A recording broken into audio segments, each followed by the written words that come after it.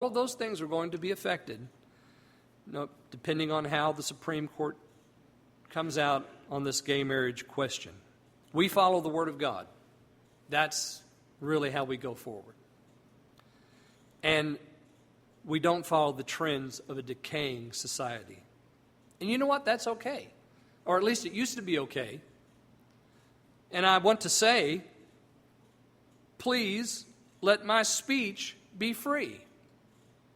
It was about a year ago, maybe a little longer than that, I preached a sermon called Certain Speech, where I talked about the difference between free speech and certain speech. Because now we are in the period when speech is no longer free. Only certain speech is free. So, I ask that my speech be made free. Again, allow me my opinion. Allow me to express my opinion without hatred, without anger. But you know what? This will be tested. All of these things are going to be tested. We are headed for a period of testing and trial in the church.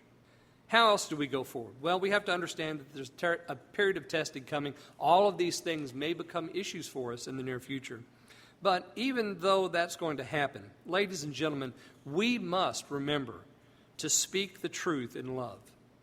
We cannot become hateful towards anyone, ever. That is never our position. There have been plenty of examples of churches saying hateful things that only display ignorance and not the love of God. Paul, let me just turn over there real quick.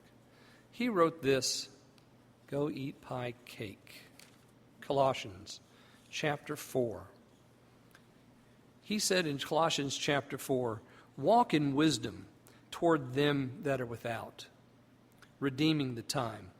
Let your speech be always with grace, seasoned with salt, that you may know how you ought to answer every man. That's how we go forward.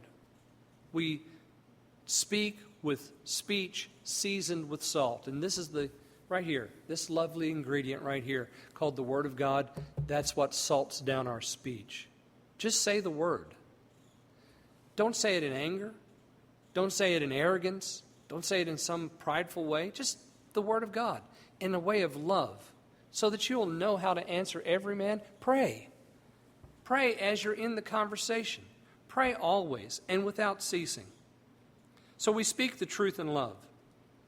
And the final thing I'd like to say this morning, how we go forward, is that we are now given, in this time of great darkness, trial, and testing for the church, a wonderful opportunity to preach the gospel. We're preaching the gospel to a decaying culture that does not know Christ or understand anything about Christian morals or values. It's all going to be brand new to them. So as long as we hold on to our moorings and we preach the uncompromised Word of God and stay with that and say it in love, ladies and gentlemen, it's going to be okay. Oh, we're going to get bruised and knocked around, talked about, made ugly faces at, and all the rest. But it's going to be okay. Just remember, the gospel is still as powerful today as it was the first time it was ever spoken, and still delivers, and still frees. So I'm going to encourage you today. Take up the Word of God. Know what you believe. Stand for truth. Be firm.